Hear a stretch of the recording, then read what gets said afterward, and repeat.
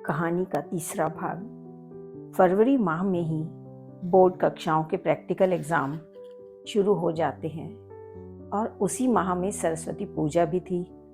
Physics sir के साथ गुजारे हुए कुल जमा 15 दिन में सरस्वती पूजन ही स्कूल का इकलौता आयोजन था। हम लड़कियों के अक्खड़ रवैये के बावजूद उन्हें पता नहीं क्या सूझी कि पूजन के बाद स्टेज पर चल रहे सांस्कृतिक कार्यक्रमों के बाद उन्होंने प्रिंसिपल मैम के सम्मुख खुद की एक भजन प्रस्तुति का निवेदन रखा। हम छात्राओं को लगा कि सर पर हमारा आतंक सही तरीके से नहीं जमा, शायद, अन्यथा उनकी तरफ से ये साहसी प्रस्ताव नहीं आया होता। प्रेयर स्टेज से लगे छोटे कमरे से रोजाना की प्रार्थना में उपयोग में आने वाले माइक, स्पीकर, वाद्य यंत्र, सीडी प्लेयर आदि का संचालन भी छात्राओं के जिम्मे ही था।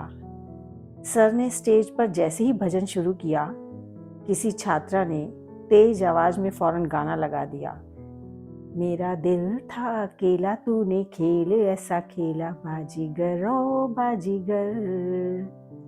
पूरी सभा ठहाकों से भर गई। अफरा तफरी में कमरे में घुसकर गाना बंद कराया।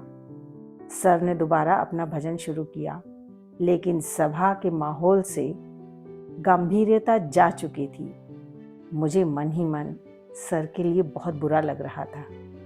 परीक्षा के 15 दिन पहले स्कूल की तरफ से पिकनिक ले जाने की योजना बनी।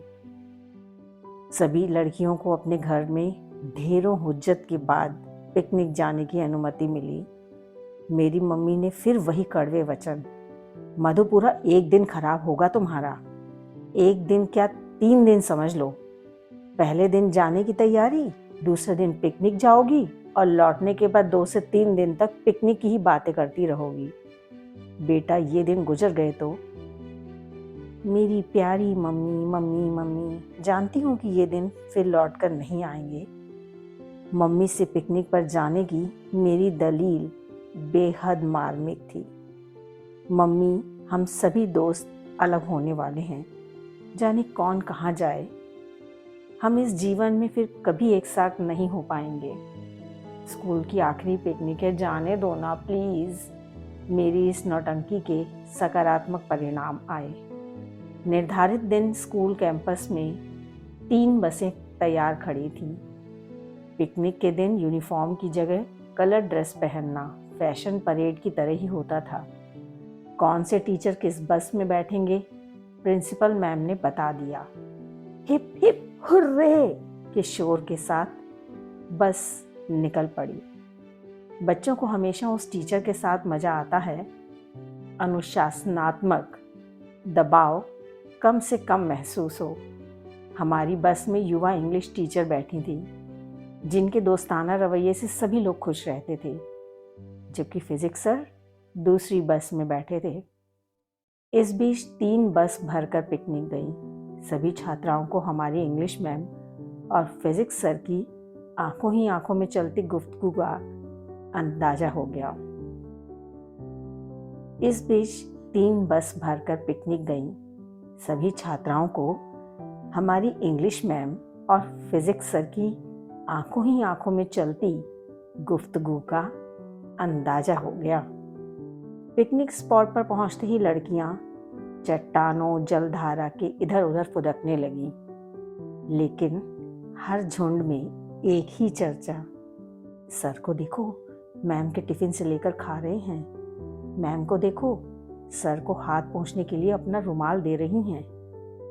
सर और मैम मंदिर साथ साथ गए। पिकनिक की उन शरारतों के बीच हम सभी 15 दिन बाद आने वाली सुनामी का तनाव भी भूल गए। पूरा दिन नदी के आसपास बीता। शाम होते ही सर ने सभी छात्राओं को इकट्ठा करने की गरज से ताली बजा तेज आवाज में हाक लगाई, girls come on, move towards your respective buses. लौटने का सफर 4 घंटे का था।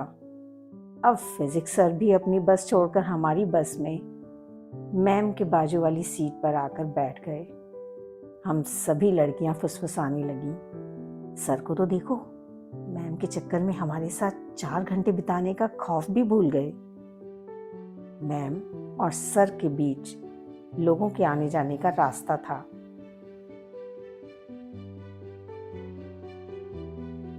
सर और मैम सबसे सामने की सीट पर बैठे थे।